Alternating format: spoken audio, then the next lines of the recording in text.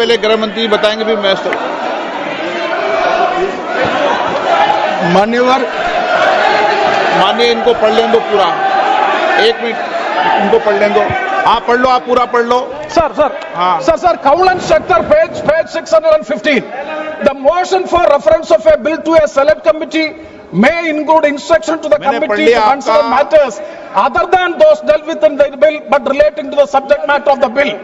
Instruction to the committee for amendments of such sections of the Parent Act as are not covered by the amending bill, whenever given, are to be specific and clear, unquote. Okay. That means unless and until the House specifically directed to go into this, they have no right to make new provisions in the bill.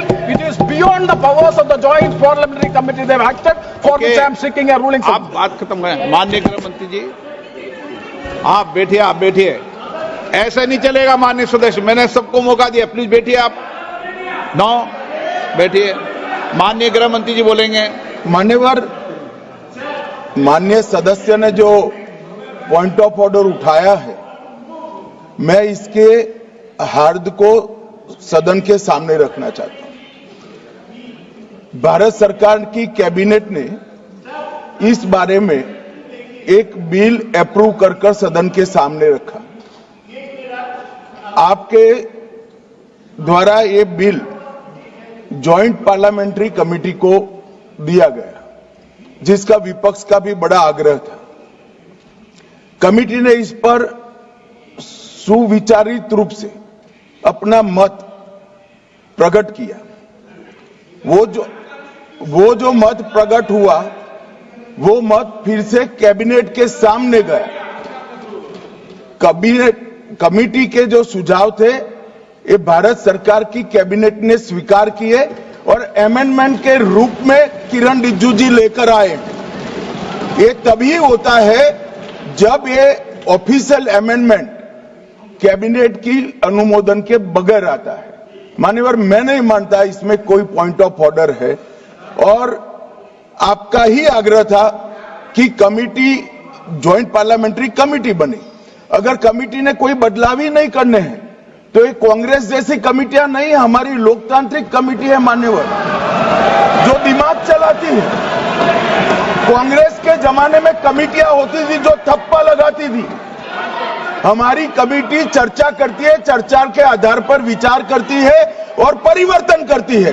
अगर परिवर्तन को स्वीकार ही नहीं करना है तो committee काहे को लिए है भाई?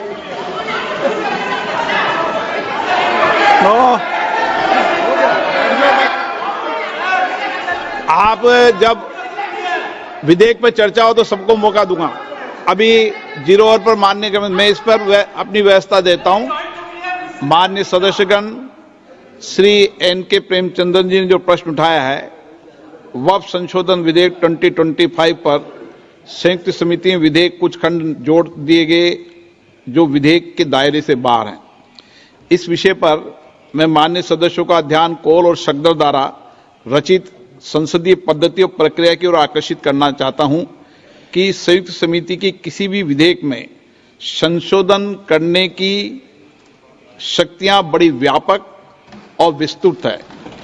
समिति किसी भी विधेयक में पूर्ण रूप से संशोधन कर सकती है या उसको पूर्णतः नया प्रारूप तैयार कर सकती है तथा विधेयक के सिद्धांत में परिवर्तन किए बिना उसका पूरा नाम और संक्षिप्त नाम भी बदल सकती है।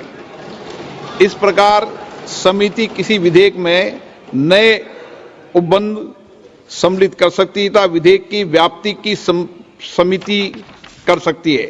विगत में कई संयुक्त समितियों ने विधेयकों में ऐसे संशोधन किए हैं। श्री